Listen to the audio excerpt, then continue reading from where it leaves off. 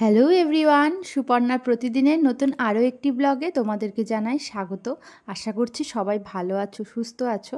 আজকে সোমবার আর এখন ঘড়িতে সকাল 8টা মতো বাজে। অন্য দিনের তুলনায় আজকে একটু তাড়াতাড়ি ঘুম থেকে উঠে পড়েছি। আর ঘুম থেকে উঠে আমার খুব প্রিয় একটা কাজ করেছি, সেটা হচ্ছে ফুল তোলা। তবে ফুল তোলার ভিডিওটা করতে পারিনি। এখন তুলসী পাতা তুলবো বলে একটু গেছিলাম, তুলসী পাতা তুললাম। কারণ যখন ফুলটা তুলেছিলাম তুলসী পাতার কথা মনে ছিল না, মা মনে করিয়ে দিল যে তুলসী পাতা তোলা হয়নি, কতগুলো তুলসী পাতা তুলে নিয়ে আয়। আর ঘরে যেহেতু নারায়ণ আছে, প্রত্যেক দিন না তুলসী পাতা লাগে। আর এখন দেখো মুখ ধুতে চলে এসেছি। মুখ ধুয়ে আবার মা ওদিকে চা করছে, একটুখানি চা খাবো। চা খেলে বেশ ফ্রেশ লাগে জানো তো। প্রত্যেক দিনই ভাবি যে সকাল সকাল করে ঘুম থেকে উঠবো, কিন্তু সত্যি কথা বলতে ঘুম আর ভাঙে না। সকালবেলা ঘুম থেকে উঠলে না মনটা বেশ ভালো লাগে। সকালবেলা উঠে যে পাখির ডাক শুনতে পাওয়া যায়, আর তার সাথে সকালের একটা সুন্দর ঠান্ডা ঠান্ডা হাওয়া আছে, সেটা বেশ ভালো লাগে। আমি ফ্রেশ হয়ে এসে দেখছি মিছরি ঘুম থেকে উঠে গেছে। তো মা ওদিকে ওর খাবারটা রেডি করছে, আর আমি ততক্ষণে একটু গরম গরম চা খেয়ে নিচ্ছি। মিছরিকে খাবার খাওয়ানোর মতন কঠিন কাজ বোধহয় আর কিছুই নেই। তো মাকে এই কঠিন কাজটা দিয়ে আমি বললাম রান্নার দিকটা আমি দেখছি। আর গত দুদিন মানে শনিবার আর রবিবার তো নিরামিষ খাওয়া হয়েছে, সেই কারণে আজকে ভাই আবার বাজার থেকে একটু চিকেন নিয়ে এসেছে। তো আজকে বিশেষ কিছু রান্না হবে না। কালকে কিছু তরকারি ফ্রিজে রয়ে গেছে, সকালে ওগুলো দিয়েই খাবো। আর দুপুরবেলার জন্য একটু চিকেন রান্না করব। তো মা বললো তাহলে ঠিক আছে, চিকেনটা তুই কর। তো সেই কারণে আমি ভাবছি যে মাকে তো একঘেয়ে খাবার খেতে হয়, সবসময় নিজের হাতেরটা খেতে হয়, আর কারোর হাতের তো খেতে পারে না। তো একঘেয়ে দেখবে নিজের হাতের খাবার খেতে খেতে আর ভালো লাগে না, নিজের রান্না আর ভালো লাগে না খেতে। তাই আমি মনে করলাম যে আজকে রান্নাটা আমিই করি, তাহলে মার একটু ভালো লাগবে। তো মা ওদিকে মিষ্টিকে খাওয়াতে খাওয়াতে আমি এদিকটা চলো তাড়াতাড়ি করে নিই। মাংসের জন্য আলু, পেঁয়াজ, রসুন, আদা সব কিছুই কাটা হয়ে গেছে। এখন এই যে কড়াই বসিয়ে দিচ্ছি, আলুটা চলো ভেজে নিই। আর মার ওদিকে খাওয়ানো হয়ে গেছে, মাকে বললাম তুমি শুধু মিক্সিতে মশলাটা করে দাও। মশলাটা রেডি করা হয়ে গেছে, মিক্সিতে একটু ঘুরিয়ে দিলেই হবে। তো আমি এদিকে রান্নাঘরে এখানটা একটু পরিষ্কার করে নিলাম, কারণ সামনে অনেক কিছু নোংরা ছিল। আসলে দেশলাই দিয়ে গ্যাসটা ধরানো হয়, তো সেই কারণে দেশলাই অনেক কাঠি পড়ে থাকে। তো আমি একটু ওই ময়লাগুলো পরিষ্কার করে নিলাম, নাহলে সামনে না ওই নোংরাগুলো থাকলে আমার একদম ভালো লাগে না। আর দেখতেই পাচ্ছ যে কড়াইটা এতটাই গরম হয়ে গেছে যে ধোয়া উঠছে, তাই আমি আস্তে আস্তে একটা করে আলু দিচ্ছি। তেল ছিটকে আসে, তো তেল ছিটকে আসলে আমার ভীষণ ভয় লাগে। আর হাতে তো আমার মানে সারা হাত জুড়ে যে কত কালো কালো হয়ে গেছে তেল ছিটকে, তার কোনো ঠিক নেই। তো মা ওদিকে মশলাগুলো রেডি করে দিয়েছে, মিক্সিতে মশলাটা করে দিয়েছে। আর এদিকে দেখো একটু চাটনি করবে বলে টমেটো কেটে দিচ্ছে। তো এই চিকেনটা হবে আর চাটনিটা হবে। চাটনিটা বললো মা পরে করবে, সকালে খাওয়া দাওয়া হয়ে যাবে তারপরে।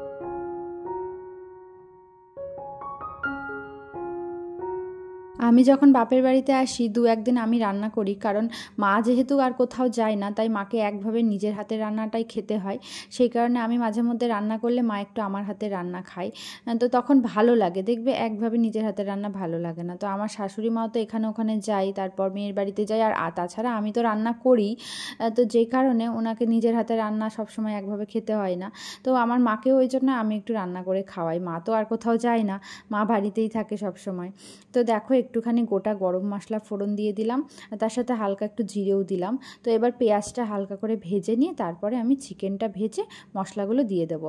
আগের দিন তো তোমাদেরকে দেখালামই আমি কিভাবে চিকেনটা রান্না করি। আগের দিন যে মানে ওই বাড়িতে থাকতে যে চিকেন রান্না করেছিলাম, তখন কিন্তু দেখিয়েছি।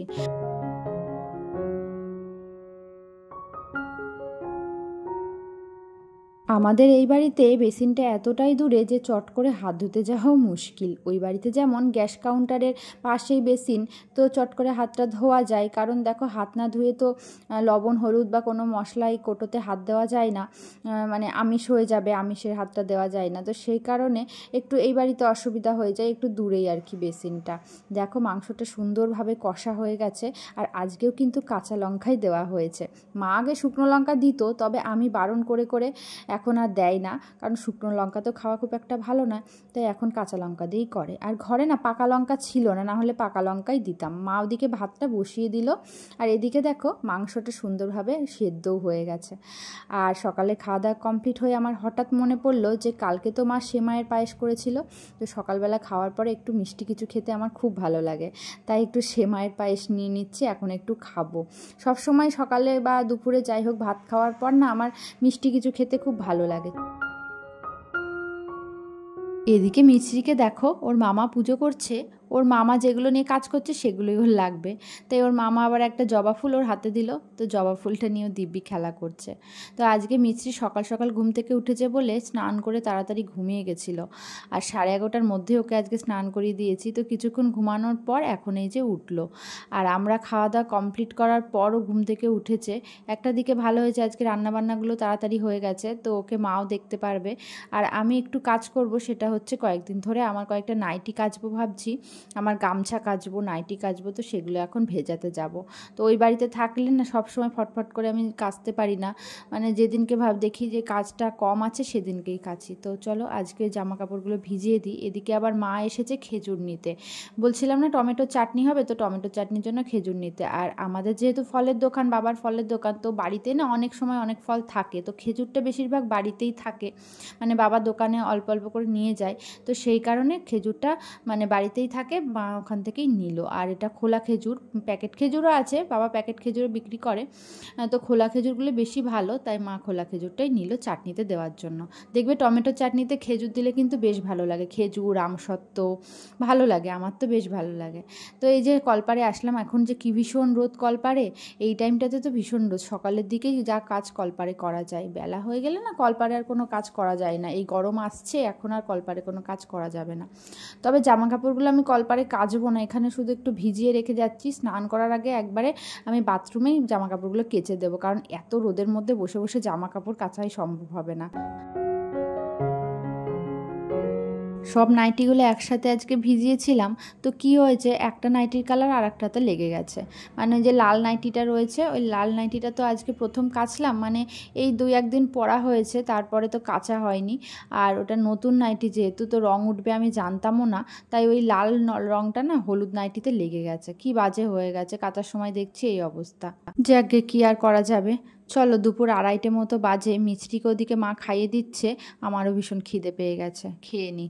তো মা আবার পাঁপড় ভেজেছে চাটনির জন্য, এই গোল গোল পাঁপড়গুলোই রয়েছে চাটনিতে, আবার দেখবে ওই যে এমনি বড় বড় যে বিয়ে বাড়িতে দেয় না ওই পাঁপড়গুলো, মাধুরী পাঁপড় যেটা, ওটা ভালো লাগে, তো ওটা ঘরে ছিল না বলে মা আবার এই যে গোল পাঁপড়টাই ভেজেছে, আর তার সাথে একটু শশা কেটে নিয়েছে, আর চিকেন এই যে, এই দেখো। দুপুরবেলা খাওয়া দাওয়ার পর একটু রেস্ট নিয়েছিলাম, আর এখন এই বিকেল 5:30 মতো বাজে। মিছরি গেল দিম্মার সাথে ঘুরতে, আর আমি ভাবছি জামা কাপড়গুলো তুলে নিই। তো অনেকগুলো জামা কাপড় এদিকে আছে, ওই দিকটা আছে, আর আমাদের যেহেতু উঠোন বড় নেই, এইটুকু জায়গার মধ্যে জামা কাপড় মেলতে হয়, আর তাছাড়া আমাদের ছাদের সিঁড়িও নেই যে ছাদে মেলা হবে, তো মানে জামা কাপড় মেলতে একটু অসুবিধাই হয়, এদিক ওদিক দিয়ে মেলা হয়। আর কলপাড়ের এই সাইডটাতেও একটা দড়ি টাঙানো আছে, একটা না 2-3টে দড়ি টাঙানো আছে, এই সাইডটাতেও কিছু কিছু জামা কাপড় মেলা হয়। তো এখন তো গরমকাল, তাড়াতাড়ি শুকিয়ে যায়, কিন্তু শীতকালে একটু অসুবিধা হয়, কারণ শীতকালে তো বেশিক্ষণ রোদ থাকে না, এখন ফটাফট জামা কাপড় শুকিয়ে যায়।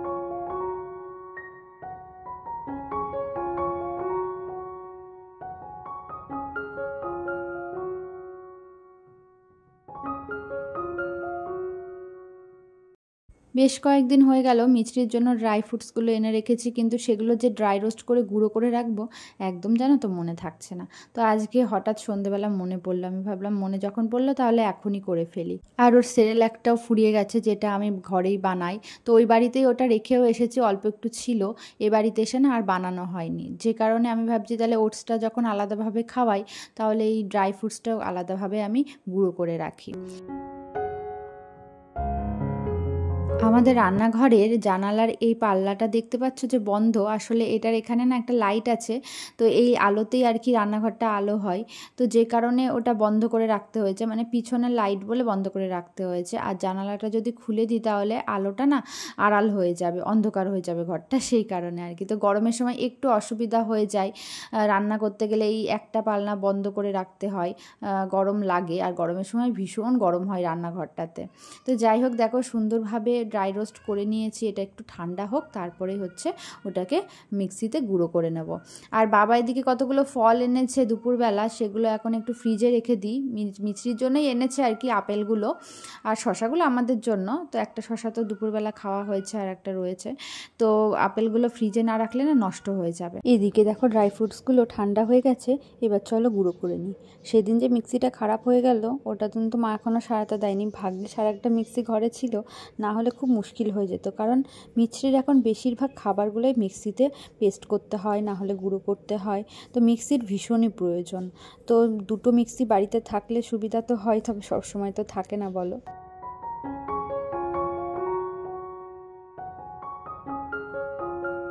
সন্ধ্যার পর তোমাদের সাথে আর দেখা হয়নি, আমি একটু ভিডিও এডিটিংয়ে ব্যস্ত ছিলাম। তারপরে আবার মিছরির পাপা ভিডিও কল করেছিল মিছরির সাথে কথা বলবে বলে, তো অনেকটা টাইম পেরিয়ে এসেছি। এখন এই রাত 11টার মতো বাজে। আমাদের রাতের খাওয়া দাওয়া কমপ্লিট করে এখন ঘুমানোর অপেক্ষায়। দেখা যাক মিছরি আজকে আবার কখন ঘুমায়। আমাদের তো ঘুমে চোখ ঢুলে আসে, কিন্তু ওর জন্য আর ঘুমাতে পারি না। ও যতক্ষণ না ঘুমাবে ততক্ষণ আর কী করে ঘুমাবো। তো এখনও তার ঘুমের কোনো ভাবই দেখছি না, কখন যে ঘুমাবে তার ঠিক নেই। তো চলো আজকে ব্লগটা এখানেই শেষ করছি। ঘুমাতে তো হবেই, ওকে নিয়ে না শুলে আবার ঘুমাবে না। তো কালকে আবার নতুন একটা ব্লগের সাথে দেখা হচ্ছে। আশা করছি ব্লগটা ভালো লেগেছে। ভালো লেগে থাকলে লাইক করে কমেন্ট করে জানিও। আর যারা চ্যানেলটা এখনও সাবস্ক্রাইব করনি, সাবস্ক্রাইব করে আমার পাশে থেকো। চলো বিদায়, সবাই সুস্থ থেকো, ভালো থেকো।